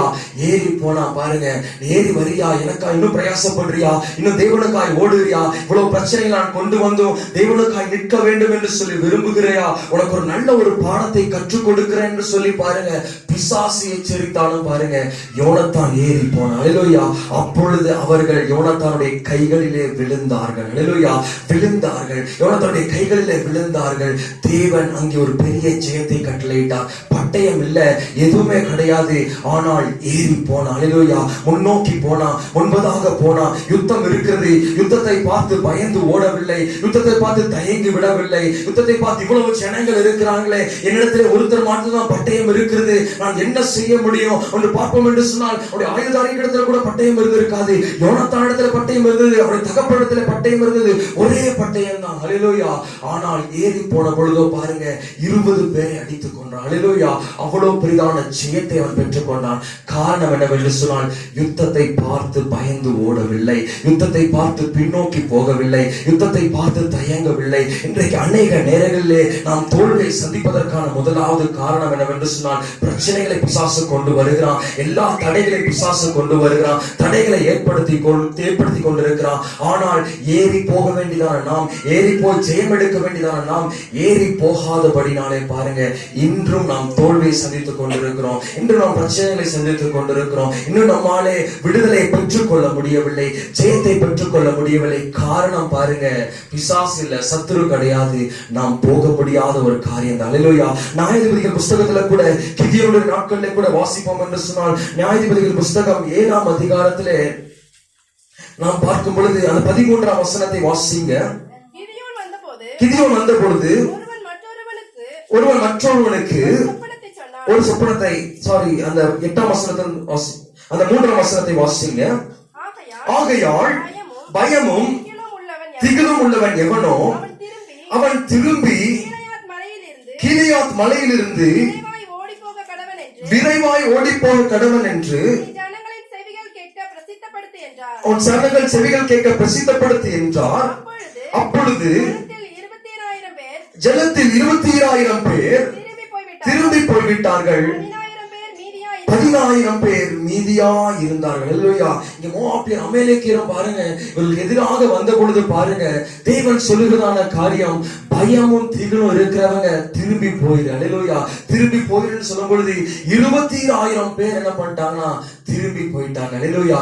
காரணம், அவர்களாலே சத்துருவை எதிர்கொண்டு போக முடியவில்லை, அவர்களாலே முன்னோக்கி போக முடியவில்லை. முன்னோக்கி போகாதவர்கள் இருக்கும் பொழுது தேவன் ஜெயத்தை கட்டளையிடுகிறது கிடையாது. அல்லேலூயா. நம்மாலே முன்னோக்கி போக முடியவில்லை என்று சொன்னால் தேவன் நமக்காக யுத்தம் செய்ய முடியாது. நாம் முன்னோக்கி போக முடியவில்லை என்று சொன்னால், ஒருவேளை பாருங்க, இந்த ஜனங்களோடு கூட போயிருந்தால் பாருங்க, தேவன் ஒருவேளை யுத்தத்தை செய்திருக்கலாம். ஏனென்று சொன்னால் பின்னாக பார்க்கும் பொழுது வெறும் 300 பேரை கொண்டு தேவன் ஒரு பெரிய ஜெயத்தை கட்டளையிட்டார், ஒரு பெரிய ஜெயத்தை தேவர்களுக்கு கட்டளையிட்டார். ஆனால் தேவன் யுத்தம் செய்யாததற்கான காரணம், இந்த 20,000 பேர் அதற்கு தடையா இருந்தாங்க. அவங்க முன்பதாக போவதற்கு பயந்து போய், கலங்கி பயந்து போய் நின்ற இருந்தபடினாலே அவங்க திரும்பி போயிட்டாங்க. அல்லேலூயா, திரும்பி போயிட்டாங்க.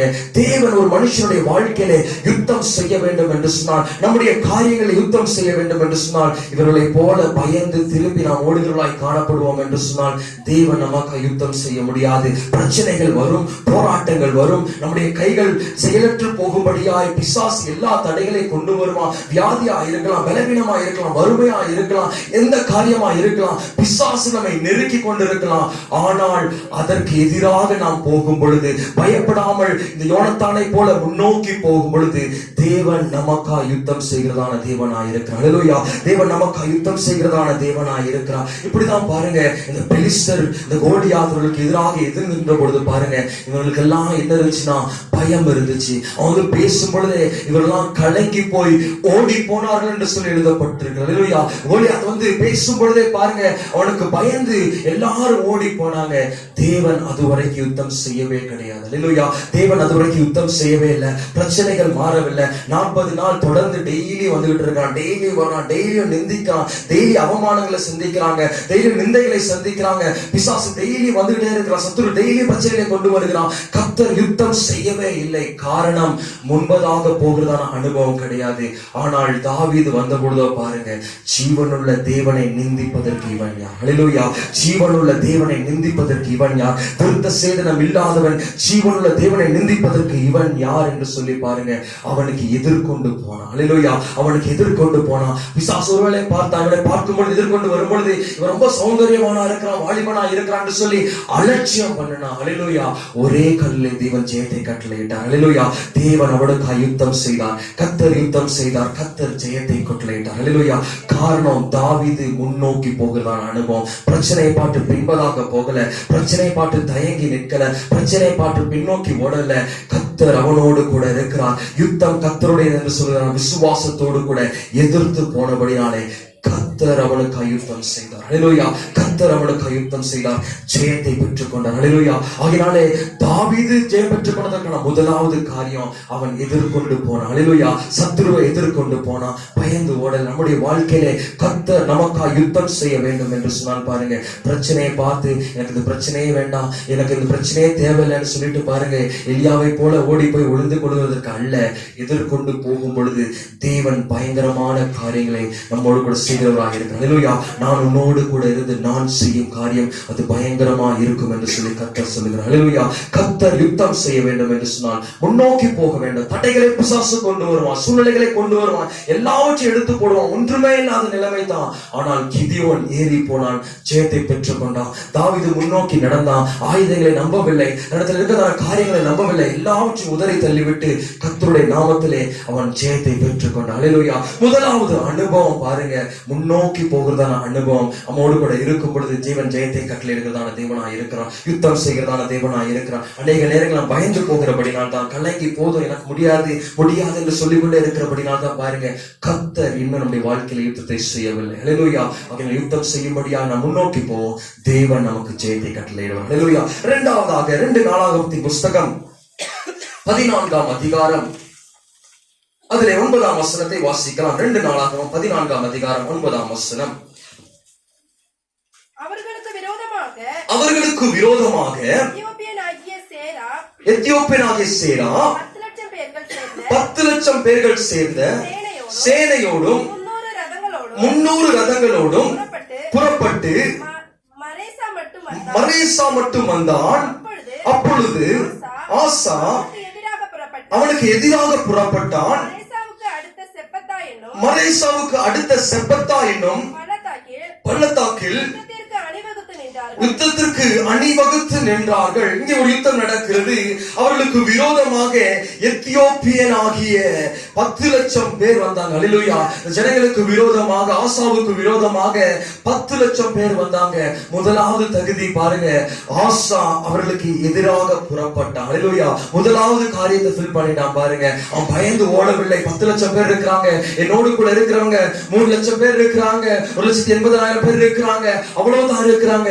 ஆனால் 10 லட்சம் பேர் அவளோடு கூட இருக்கிறாங்க. ஆனால் ஆசா முதலாவது பாருங்க, நான் பார்த்ததான காரியம், அவன் எதிராக புறப்பட்டான் என்று சொல்லி முதலாவது காரியத்தை அறிந்து கொண்டான். அல்லேலூயா, முதலாவது காரியத்தை செய்தான், புறப்பட்டான். அல்லேலூயா, போய் அணிவகுத்து நிற்கிறாங்க. 11ஆம் வசனத்தை வாசிங்க. ஆசா தன் தேவனாகிய கர்த்தரை நோக்கி கூப்பிட்டு, கர்த்தாவே, பலமுள்ளவனுக்காகிலும் பலமற்றவனுக்காகிலும் உதவி செய்கிறது உமக்கு லேசான காரியம். எங்கள் தேவனாகிய கர்த்தாவே, எங்களுக்கு துணை நில்லும்.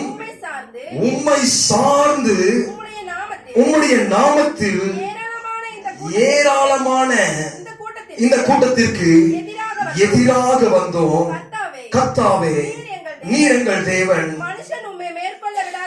மனுஷர் உம்மை மேற்கொள்ள விடாதேயும் என்றான். அல்லேலூயா.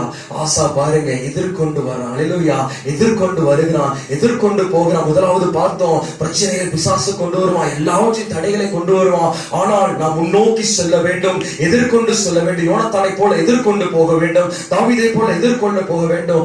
ஆசா புறப்பட்டுட்டான். அது மாத்திரமல்ல, இரண்டாவது காரியம் ஆசா செய்கிறதான காரியத்தை பார்க்கும் பொழுது தேவனை சார்ந்து நின்றான். அல்லேலூயா.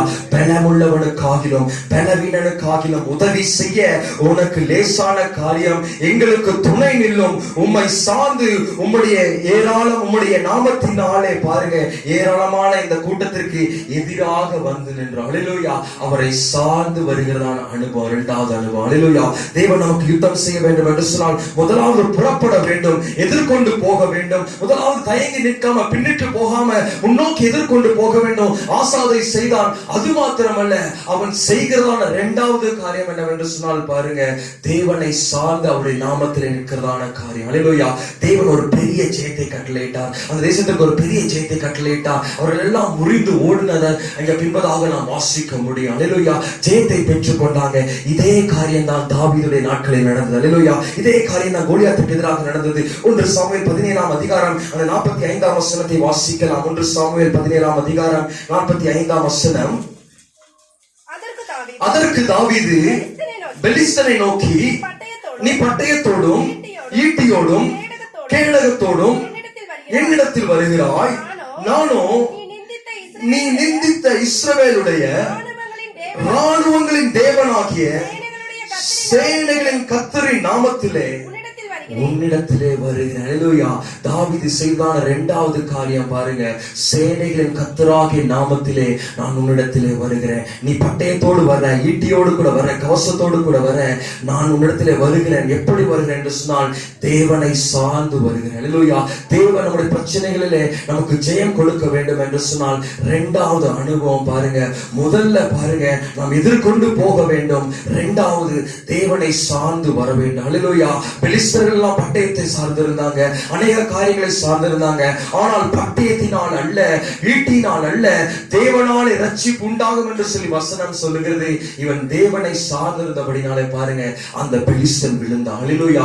அந்த பெலிஸ்தன் விழுந்தான். தேவன் அவனுக்கு ஜெயத்தை கட்டளையிட்டார். அல்லேலூயா. தேவன் அவனுக்கு ஜெயத்தை கட்டளையிட்டார். முதலாவது பிரச்சனையை பார்த்து பயந்து ஓடாம எதிர்கொண்டு போகிற அனுபவம் தேவை. இரண்டாவது எதிர்கொண்டு போகும் பொழுது தேவனை சார்ந்து அவருடைய நாமத்திலே போகிறதா அனுபவம் நமக்கு தேவை. அல்லேலூயா. நம்முடைய வாழ்க்கையில பிரச்சனை வரும்பொழுது சில நேரங்களை சமாளிக்கும் பொழுது இதை செய்து முடித்து விடலாம், இந்த காரியத்தை செய்து இந்த பிரச்சனையை தாண்டி விடலாம், இந்த சூழ்நிலை மூலமாக இதை செய்வதன் மூலமாக பிரச்சனை தீர்ந்து விடும் என்று சொல்லி அநேக நேரங்களிலே நம்மிடத்துல இருக்கிறதான பட்டயத்தையும் நம்மிடத்துல இருக்கிறதான ஈட்டியும் குதிரையிலும் சேனைகளையும் மாத்திரம் தான் நம்பிக்கொண்டிருக்கிறோம். ஆனால் தாவீதோ பாருங்க, எல்லாவற்றையும் முதலை தள்ளிவிட்டு, ராஜா கொடுத்ததான கவசத்தையும் பட்டயத்தையும் எல்லாவற்றையும் முதலை தள்ளிவிட்டு பாருங்க, தேவனுடைய நாமத்திலே அவனுக்கு எதிராக வந்து நின்றான். அல்லேலூயா. தேவனுடைய நாமத்தில் எதிராக வந்திருந்த அவரை சார்ந்து வந்திருந்தபடினாலே ஒரு பெரிய ஜெயத்தை கட்டளையிட்டார். அல்லேலூயா. ஆகிய நம்முடைய பிரச்சனைகளை நாம் எதை சார்ந்து இருக்கிறோம்? நம் பிரச்சனைகளை சந்திக்கும் பொழுது யாரை சார்ந்து இருக்கிறோம்? ஒருவேளை மனுஷரை சார்ந்திருப்போம் என்று சொன்னால், பட்டயத்தை சார்ந்திருப்போம் என்று சொன்னால், இன்னும் நம்முடைய திறமைகளை சார்ந்திருப்போம் என்று சொன்னால், இன்னும் நம்மிடத்தில் இருக்கிறதான பொருள்களை சார்ந்திருப்போம் என்று சொன்னால், நம்மோடு கூட இருக்கிற மனுஷனுடைய தயவை எதிர்பார்த்திருப்போம் என்று சொன்னால், கர்த்தர் நமக்காக யுத்தம் செய்ய முடியாது. அல்லேலூயா.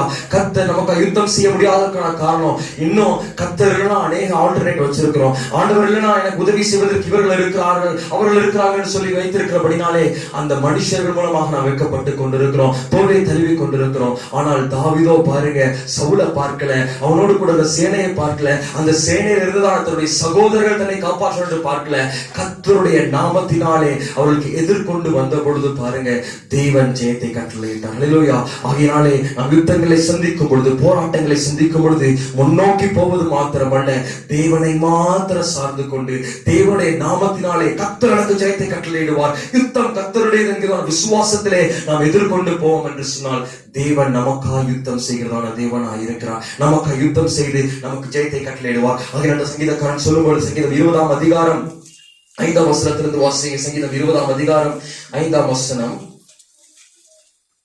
நாங்கள் உமது ரட்சிப்பினால் மகிழ்ந்து எங்கள் தேவனுடைய நாமத்திலே கொடியேற்றுவோம்.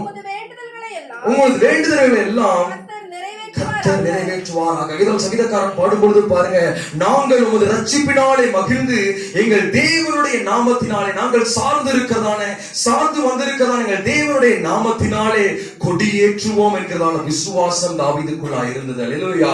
ஆகையினால தான் பாருங்க, ஒரு பெரிய ஜெயத்தை கட்டளையிட்டார். அது 7ஆம் வசனத்தை கூட வாசிக்கும் பொழுது வாசிங்க.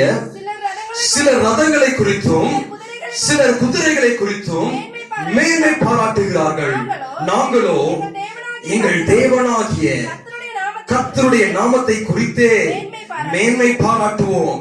அவர்கள் முறிந்து விழுந்தார்கள், நாங்களோ நிமிர்ந்து நிற்கிறோம். அல்லேலூயா. மனுஷர்களா நம்பினவங்கலாம், மற்ற மனுஷர்களை, தங்கள் திறமைகளை, தங்கள் பலத்தையும் தங்கள் திராணியை நம்பினவர்களாம் முறிந்து விழுந்தாங்க. தேவனுடைய நாமத்தை சார்ந்து வந்ததான நாங்கள் நிமிர்ந்து நிற்கிறோம். அல்லேலூயா. அவரை சார்ந்து வந்ததான நாம் நிமிர்ந்து நிற்கிறோம். அல்லேலூயா. இன்றைக்கு நாம் அவரை மாத்திர சார்ந்து கொண்டு நம்முடைய போராட்டங்களை எதிர்கொள்கிறோம். என்ன பிரச்சனையா இருக்கலாம், வியாதியா இருக்கலாம், வறுமையா இருக்கலாம், மற்ற மனுஷர்களாலே நெருக்கமா இருக்கலாம், வேலை பிரச்சனைகளா இருக்கலாம், எதுவா இருந்தாலும் தேவனை மாத்திர சார்ந்து கொண்டிருக்கும் பொழுது, தேவனை மாத்திர பற்றி கொண்டிருக்கும் பொழுது, தேவனுடைய நாமத்தினாலே நமக்கு ஜெயக்கொடி ஏற்றுகிறதான தேவனாய் இருக்கிறார். கர்த்தர் நமக்கு யுத்தம் செய்வார். மற்ற மனுஷர்கள் ஒருவேளை எங்களுக்கு அவங்கள தெரியும், அதிகாரிகளோடு கூட நல்ல பழக்கிறாங்க, வேலை செய்யறவங்க ஒரு காரியம் இருக்கும், நல்லா பெரிய அதிகாரிகளோடு கூட நல்லா டீல் வச்சுக்கிட்டோம்னா அவங்க எல்லாத்தையும் செய்வாங்கன்னு சொல்லிட்டு ஒரு பழக்கம் இருக்கும். ஆனால் அவர்கள்லாம் ஒழிந்து போவாங்க, நாம் நிமிர்ந்து நிற்போம். ஏனென்று சொன்னால், ஜீவனுள்ள தேவனுடைய நாமத்தை நாம் சார்ந்து கொண்டிருக்கிறோம். மற்றவர்களோடு கூட சேர்ந்து கொண்டு நமக்கு எதிராக வரலாம், மற்ற மனிதர்களோடு கூட சேர்ந்து கொண்டு நம்மை நெருக்கி கொண்டிருக்கலாம், ஆனால் அவர்கள் எல்லாம் முறிந்து விடுவார்கள். நாம் சேனைகளின் தேவனுடைய நாமத்தினாலே உபவோம் என்று சொன்னால், கர்த்தர் நமக்கு யுத்தம் செய்கிறதான தேவனாய் இருக்கிறார். அல்லேலூயா. ஆகையினாலே முதலாவது எதிர்கொண்டு போகிற அனுபவம், இரண்டாவது அவருடைய நாமத்தை சார்ந்து கொண்டு போகிற அனுபவம். அல்லேலூயா. மூன்றாவது சொல்லும் பொழுது 2 நாளாகமத்தின் புஸ்தகம் 20ஆம் அதிகாரம் 15ஆம் வசனத்தை வாசிக்கலாம். 2 நாளாகமத்தின் புஸ்தகம் 20ஆம் அதிகாரம் 15ஆம் வசனம். சகல யூதா கோத்திரத்தாரே, எருசலேமின் குடிகளே, ராஜாவாகிய யோசபாத்தே, கேளுங்கள், நீங்கள் அந்த ஏராளமான கூட்டத்திற்கு பயப்படாமலும் கலங்காமலும் இருங்கள் என்று கர்த்தர் உங்களுக்கு சொல்லுகிறார். இந்த யுத்தம் உங்களுடையது அல்ல, இது தேவனுடையது. அல்லேலூயா. இந்த யுத்தம் உங்களுடையது அல்ல, இது தேவனுடையது. அல்லேலூயா. இங்கே யோசபாத் சந்திக்கிறதான ஒரு யுத்தத்தை இங்கே பார்க்க முடியும். எல்லாரும் பாருங்க, இவர்களுக்கு விரோதமாய் வரும் பொழுது அந்த 12ஆம் வசனத்தை வாசிக்கலாம். அந்த 20ஆம் அதிகாரம் 12ஆம் வசனம். எங்கள் தேவனே, அவர்களை நீ நியாய தீர்க்க மாட்டீரோ, எங்களுக்கு விரோதமாக வந்த இந்த ஏராளமான கூட்டத்திற்கு முன்பாக நிற்க எங்களுக்கு பலன் இல்லை, நாங்கள் செய்ய வேண்டியது இன்னதென்று எங்களுக்கு தெரியவில்லை, ஆகையால் எங்கள் கண்கள் உம்மையே நோக்கி கொண்டிருக்கிறது என்றார். அல்லேலூயா. யோசபாத் செய்கிறதான காரியம் பாருங்க, எங்களுக்கு இந்த யுத்தத்திலே நிற்பதற்கு எங்களுக்கு திராணி இல்லை, எங்களால் நிற்க முடியவில்லை, பிசாசு கொண்டு வருகிறதான பிரச்சனைகளிலே எங்களால் நிற்க முடியவில்லை, நாங்கள் முன்னோக்கி செல்ல வேண்டும் என்று சொல்லி விரும்பினாலும், எல்லாவற்றுமே சார்ந்து நின்றாலும் எங்களுக்கு முன்னோக்கி செல்ல எங்களுக்கு நிற்பதற்கு எங்களுக்கு பலன் இல்லை, நிற்பதற்கு எங்களால் திராணி இல்லை. அல்லேலூயா. ஆகினாலே உம்மையே நோக்கி கொண்டிருக்கிறோம் என்று சொல்லி தேவனுடைய ரட்சிப்புக்காய் காத்திருக்கிறதான அனுபவம் இந்த யோசபாத்துக்கு இருந்தது. அல்லேலூயா. முதலாவது பாருங்க, அவருக்கு எதிர்கொண்டு போகிறதான அனுபவம், அவருடைய நாமத்தை சார்ந்து போகிறதான அனுபவம், அது மாத்திரமல்ல அவருடைய ரட்சிப்புக்காய் காத்திருக்கிறதான அனுபவம். அல்லேலூயா. நிற்பது என்பது அவருக்கு காத்திருக்கிறதான அனுபவத்தை காண்பிக்கிறதா இருக்குது. தேவன் கிரியை செய்ய மட்டும், தேவனுக்கு ஜெயத்தை கொடுக்கும் மட்டும் தேவனை சார்ந்து இருக்கிறதான ஜனங்கள் தேவனுக்காய் காத்திருப்பாங்க. இங்க பார்க்கும் பொழுது ஏராளமான ஜனங்களுக்கு கண்களுக்கு முன்பதாக என்னால நிற்க முடியவில்லை, என்ன செய்யறதுனே தெரியல, ஒரே குழப்பம். ஹல்லேலூயா. ஆகினாலே இரக்கம் செய்யும் மட்டும் ஹல்லேலூயா உம்மையே எங்கள் கண்கள் நோக்கி கொண்டிருக்கிறது என்று சொல்லி தேவனை சார்ந்து இருக்கிறதான ஒரு அனுபவத்தை இங்கே காண்பிக்க முடியும். ஹல்லேலூயா. ஆகினால் தான் பாருங்க, சகல யூத கோத்திரத்தாரே, எருசலேமின் குடிகளே, ராஜாவாகிய யோசபாத்தை கேளுங்கள், நீங்கள் அந்த ஏராளமான ஜனக்கூட்டத்திற்கு பயப்படாமலும் கலங்காமலும் இருங்கள் என்று கர்த்தர் உங்களுக்கு சொல்லுகிறார். இந்த யுத்தம் உங்களுடையது அல்ல. ஹல்லேலூயா. இந்த யுத்தம் உங்களுடையது அல்ல, இது தேவனுடைய யுத்தமா இருக்கிறது. ஒருவேளை நிற்க முடியல, பிசாசு கொண்டு வருகிறதான பிரச்சனை, என்னால் நிற்க முடியவில்லை, இந்த போராட்டம் எப்ப தீரும் என்று சொல்லி என்னால் நிற்க முடியல, என்ன செய்யறதுனே தெரியல. இது யோசபாத்தை போல ஒருவேளை குழப்பத்திற்குள்ளாக இருக்கலாம். ஆனால் யோசபாத்துக்கு இருந்ததான ஒரு நம்பிக்கை, எங்கள் கண்கள் உண்மையே நோக்கி கொண்டிருக்கிறது. என் தேவன் எனக்கு ஜெயத்தை கட்டளையிடும்படியாக, என் தேவன் எனக்கு ரட்சிப்பை கட்டளையிடும்படியாக அது கண்கள் உண்மையே நோக்கி கொண்டிருக்கிறது. ஹல்லேலூயா. தேவன் சொல்லுகிறதான காரியம் 17ஆம் வசனத்தை வாசி. 20ஆம் அதிகாரம் 17ஆம் வசனம்.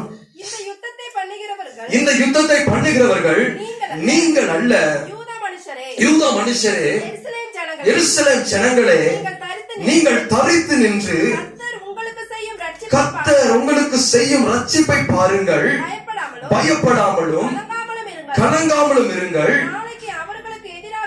நாளைக்கு அவருக்கு எதிராக புறப்படுங்கள், கர்த்தர் உங்களோட இருக்கிறார் என்றார். ஹல்லேலூயா. இங்க தேவனுடைய வார்த்தை என்ன சொல்லுதுன்னு சொன்னால் பாருங்க, யுத்தம் பண்ணுகிற நீங்கள் அல்ல, கர்த்தரே யுத்தம் பண்ணுகிறார். ஆகினாலே தரித்து நில்லுங்க. ஹல்லேலூயா. உறுதியா நில்லுங்க. தேவனுடைய ரட்சிப்புக்காக எதிர்பார்த்து கொண்டிருக்கிறோம், தேவன் ஜெயத்தை கொடுக்கும்படியா எதிர்பார்த்து கொண்டிருக்கிறோம். நம்முடைய போராட்டங்களில் ஒரு ஜெயம் வேண்டும். இந்த மூன்றாவது அனுபவம் மிக முக்கியமான அனுபவம். சில நேரங்களில் ஒரு காரியத்தை சொல்லலாம், எதிர்கொண்டு போகலாம், ஒரு சில நேரம் தேவனுடைய நாமத்தை சார்ந்து போகிறேன் என்று சொல்லலாம். ஆனால் அநேக நேரங்களிலே ஜனங்கள் விழுந்து போகிறதான காரியம், நிற்க முடியாம காத்திருக்க முடியாம அநேக நேரங்களிலே நாம் சோர்ந்து போகிறோம், பலனற்று போகிறோம். நீண்ட நாள் காத்திருப்பது இருதயத்தை இளைக்கடைய பண்ணும். ஹல்லேலூயா. இருதயத்தை இளைக்க பண்ணும். இதே போல யோசபாத் காத்திருக்கிறான். எங்கள் கண்கள் உண்மையே நோக்கி கொண்டிருக்கிறது. மான்கள் நீரோடை வாஞ்சிப்பது போல என் ஆத்மா உண்மையில தாகமா இருக்கிறது, உண்மையில நோக்கமா இருக்கிறது. நீர் இறங்கும்படியாக, இரக்கம் செய்யும்படியாக வேலைக்காரருடைய கண்கள் எஜமானை நோக்கி இருக்குமா போல எங்கள் கண்கள் ரட்சிக்க அனுப்பும்படிக்கும் உண்மையே நோக்கி கொண்டிருக்கிறது என்கிறதான ஒரு விசுவாசம் தாவீதுக்கு இருந்தது, இந்த யோசபாத்துக்கு இருந்தது. ஹல்லேலூயா. தேவன் அவர்களுக்கு யுத்தம் செய்தார். நீங்க புறப்பட்டு போங்க, நீங்க எதிர்கொண்டு போங்க, நீங்க தைரியமா போங்க, கலங்கி நிற்க வேண்டாம், ஏராளமான கூட்டத்திற்கு பயப்பட வேண்டாம், சத்துருக்கு பயப்பட வேண்டாம், நீங்கள் எதிர்கொண்டு போங்கள், நாமத்தினாலே போங்கள். யுத்தம் செய்கிறவர் நீங்கள் அல்ல, கர்த்தர் யுத்தம் செய்கிறவராக இருக்கிறார், கர்த்தர் ஜெயம் கொடுக்கிறவராக இருக்கிறார் என்று சொல்லி பாருங்க. தரித்து நிற்கிறதான அனுபவத்தையும் தேவனது ஜனங்களுக்கு கற்றுக் கொடுக்கிறதான காரியத்தை இங்கே பார்க்க முடியும். ஹல்லேலூயா. அதனால தான் பாருங்க, மோசேயுடைய நாட்களிலும் பாருங்க, யாத்திராகமம் 14ஆம் அதிகாரம் 13ஆம் வசனத்திலிருந்து வாசிக்கலாம். யாத்திராகமம் 14ஆம் அதிகாரம் 13ஆம் வசனத்தை வாசி. அப்பொழுது மோசே ஜனங்களை நோக்கி, பயப்படாதிருங்கள், நீங்கள் நின்று கொண்டு இன்றைக்கு கர்த்தர் உங்களுக்கு செய்யும் ரட்சிப்பை பாருங்கள். இன்றைக்கு நீங்கள் காண்கிற எகிப்தியரை இன்று என்றைக்கும் காண மாட்டீர்கள். கர்த்தர் உங்களுக்காக யுத்தம் பண்ணுவார், நீங்கள் சும்மா இருப்பீர்கள் என்றார். ஹல்லேலூயா. நீங்கள் சும்மா இருப்பீங்க, நீங்க பயப்பட தேவையில்லை, கலங்க தேவையில்லை. எதிர்கொண்டு வந்தாச்சு, தாண்டி வந்தாச்சு, தேவனுடைய நாமத்தை சார்ந்து வந்தாச்சு. இனி தரித்திருக்க வேண்டியதான் நம்முடைய கடமை. அவர் ரட்சிக்கும்படியாக காத்திருக்க வேண்டும், தேவன் ரட்சிக்கும்படியாக காத்திருக்க வேண்டும். அவர் யுத்தம் செய்கிறதான தேவனாய் இருக்கிறார். ஹல்லேலூயா. யுத்தம் செய்கிறதான தேவனாய் இருக்கிறார். பாருங்க, இஸ்ரவேல் ஜனங்களும் பின்பதாக எகிப்திலிருந்து புறப்படும் பொழுது பார்வோனுடைய சேனை இவர்களை தொடர்ந்து வந்து கொண்டே இருக்கிறது. என்ன செய்யறதுன்னு தெரியல. இவரிடத்திலும் பாருங்க, நிலைமை அப்படிதான் ஓடிட்டு இருக்காங்க. ஆயுதம் இல்ல, ஒண்ணுமே கிடையாது, எதுவுமே இல்லாத ஒரு நிலைமையில இவர்கள் போகும் பொழுது பார்வோனுடைய ரதங்கள் வேகமாய் வந்து கொண்டிருக்கிறது, பார்வோனுடைய ரதங்கள் நெருக்கி கொண்டிருக்கிறது. ஆனால் பாருங்க, கர்த்தர் சொல்லுகிறதான காரியம் பாருங்க, நீங்க சும்மா இருங்க, நீங்க தரித்திருங்க, நீங்க கர்த்தர் ஜெயத்தை கொடுக்கும்படியாய் காத்திருங்க, கர்த்தர் உங்களுக்காய் யுத்தம் செய்வார். ஹல்லேலூயா. மூன்றாவது அனுபவம், காத்திருக்க வேண்டியதான அனுபவம். அநேக நேரங்களை காத்திருக்க முடியாம நம்முடைய சுயமாய் அநேக காரியங்களை செய்கிறபடினாலே கர்த்தர் யுத்தம் செய்கிற செய்கிறது கிடையாது. அநேக நேரங்களில் தேவன் ரட்சிக்கும்படியாய் காத்திருக்காம அநேக காரியங்களை நாம் செய்து கொண்டிருக்கிறபடினாலே கர்த்தர் யுத்தம் செய்கிறது கிடையாது. ஆனால் தாவீதோ பாருங்க, அவருடைய சமூகத்திலே வந்து நின்றவன், அவன் தேவனுடைய ரட்சிப்புக்காய் காத்திருந்தான், தேவனுடைய கிரியைக்காய் காத்திருந்தான். பாருங்க, தேவன் அவன் மூலமாய் ரட்சிப்பை கட்டளையிட்டார். ஹல்லேலூயா. அவன் மூலமாய் ரட்சிப்பை கட்டளையிட்டார். ஆகினால சங்கீதக்காரன் சொல்லும்பொழுது சங்கீதம் 46 அதிகாரம் 9 வசனத்திலிருந்து வாசிங்க. சங்கீதம் 46 அதிகாரம் 9 வசனத்திலிருந்து வாசிங்க. அவர் பூமியின் கடைமுனை மட்டும் யுத்தங்களை ஓய பண்ணுகிறார், வில்லை ஒடித்து ஈட்டியை முதிக்கிறார், ரதங்களை நெருப்பினால் சுட்டரிக்கிறார். நீங்கள் அமர்ந்திருந்து நானே தேவன் என்று அறிந்து கொள்ளுங்கள். ஜாதிகளுக்குள்ளே உயர்ந்திருப்பேன், பூமியிலே உயர்ந்திருப்பேன். ஹல்லேலூயா. நீங்கள் அமர்ந்திருந்து நானே தேவன் என்பதை அறிந்து கொள்ளுங்கள். ஹல்லேலூயா. யுத்தம் செய்யும் பொழுது நீங்கள் அமர்ந்திருந்து நானே தேவன் என்பதை அறிந்து கொள்ளுங்கள் என்று சொல்லி பாருங்க, இங்கே சங்கீதக்காரன் அனுபவத்திலே சொல்லுகிறதான காரியத்தை பார்க்க முடியும். ஹல்லேலூயா.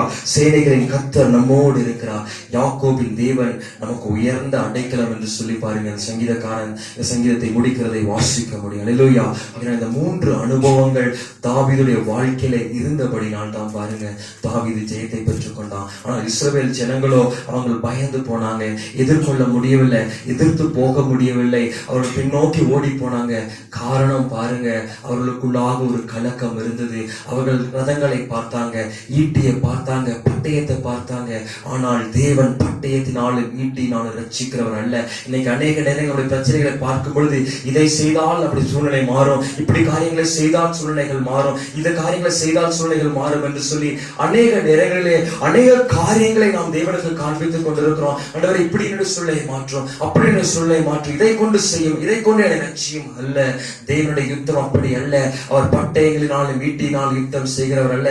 இந்த ஜனங்கள்லாம் பார்க்கிறாங்க, இவ்வளவு பெரிய கவசத்தை போட்டு இருக்கிறான், இவ்வளவு பெரிய பட்டயத்தை வைத்திருக்கிறான், இதற்கு பட்டயம் தான் ஜெயம் எடுக்கும். ஆனால் தேவன் ஜெயத்தை கொடுக்கும் பொழுது வெறும் கூழாங்கல்லினாலே ஜெயத்தை கொடுக்கிறதான தேவனா இருக்கிறார். ஒன்றுமே இல்லை பாருங்க, பட்டயம் இல்லை, எதுவுமே இல்லை, கூழாங்கல்லினாலே தேவன் ஜெயத்தை கொடுக்கிறார். காரியம் அற்பமா இருக்கலாம், ஒருவேளை பிசாசினால நெருக்கப்பட்டு ஒன்றுமே இல்லாமல் இருந்தாலும் சின்ன காரியத்தின் மூலமாக ஒரு பெரிய யுத்தத்திலே ஜெயத்தை கட்டளையிட யுத்தத்தின் தேவன், சேனைகளின் தேவன் வல்லவராக இருக்கிறார். ஹல்லேலூயா. வல்லவராக இருக்கிறார். யுத்தம் கர்த்தருடையது, யுத்தம் கர்த்தருடையதாக இருக்கிறது.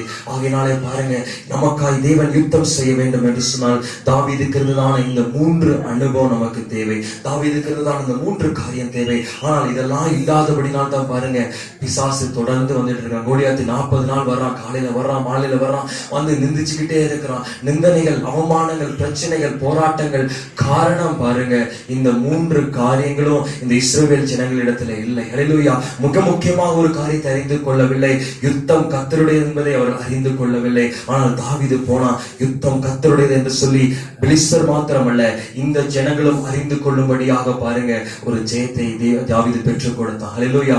காரணம், அவனுக்குள்ளாக இருந்ததான விசுவாசம், அவனுக்குள்ள இருந்ததான நம்பிக்கை. அந்த நம்பிக்கை அவனுக்கு ஜெயத்தை கட்டளையிட்டது. நமக்காய் தேவன் யுத்தம் செய்ய வேண்டும் என்று சொன்னால் எந்த சூழ்நிலையும் பார்க்காம, எந்த நெருக்கத்தையும் பார்க்காம அவருக்காய் எதிர்கொண்டு போவோம். பிசாசுக்கு எதிர்த்து நிற்க திராணியுள்ளவர்களா இருக்கும்படியாக தேவனுடைய சர்வாயுத வர்க்கங்களை தரித்து கொண்டு நமக்கு ஓட்டத்தை, நம்முடைய போராட்டங்களை நாம் ஜெயமாய் மேற்கொள்வோம். நிச்சயமாக தேவன் நமக்காய் யுத்தம் செய்து அந்த கடைசி பிசாசு, ஹல்லேலூயா, கடைசி சத்துரு, பரிகரிக்க வேண்டியப்படான கடைசி பிசாசு மரணத்தை தேவன் நமக்கு ஜெயமாய் மாற்றுவார். ஹல்லேலூயா. நித்திய ஜீவனுக்குள்ளாய் கொண்டு செல்வார். அதுதான் கடைசி யுத்தம், அதான் மேலான காரியம். பாருங்க, நாம் இன்றைக்கு சந்திக்கிறதான பிரச்சனை ஒன்றுமே கிடையாது. நாம் ஜெயம் எடுக்க வேண்டிய ஒரே காரியம் தான் பாருங்க, அந்த மரணம். ஹல்லேலூயா.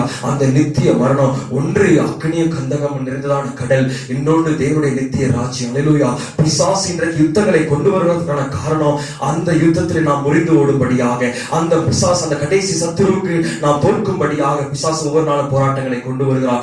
ஆனால் யுத்தம் தேவனுடையதாக இருக்கிறது, தேவன் யுத்தம் செய்கிறவராக இருக்கிறார். அதனால தைரியத்தோடு கூட பிசாசுக்கு எதிர்த்து நிற்போம், தைரியத்தோடு கூட சத்துருவுக்கு எதிர்த்து நிற்போம். அவர் நாமத்தை சார்ந்து கொண்டு, அவரை பற்றி கொண்டு அவருக்கு எதிர்த்து நிற்போம். அவருடைய நாமத்தினாலே அவருக்காய் காத்திருப்போம். தேவன் நிச்சயமாக நம்முடைய வாழ்க்கையில எல்லாவற்றிலும் ஜெயம் தந்து அந்த கடைசி மரணத்திலும் நம்மை பரிகரிக்கப்படுகிறதான தேவன் நம்மோடு கூட இருந்து நம்மை ஜெயமாய் விளங்க பண்ணுகிறதான தேவனாய் இருக்கிறார். யுத்தம் கர்த்தருடையதாக இருக்கிறது, என்ன போராட்டமும் கர்த்தருடையது, என்ன சூழ்நிலை கர்த்தருடையதா இருக்கிறது. நமக்காய் ஜெயம் கொடி ஏற்றுகிறதான யெகோவா நிசி நம்மோடு கூட இருக்கிற. கண்களை மூடி ஜெபம் பண்ணலாம். Praise the Lord. Hallelujah.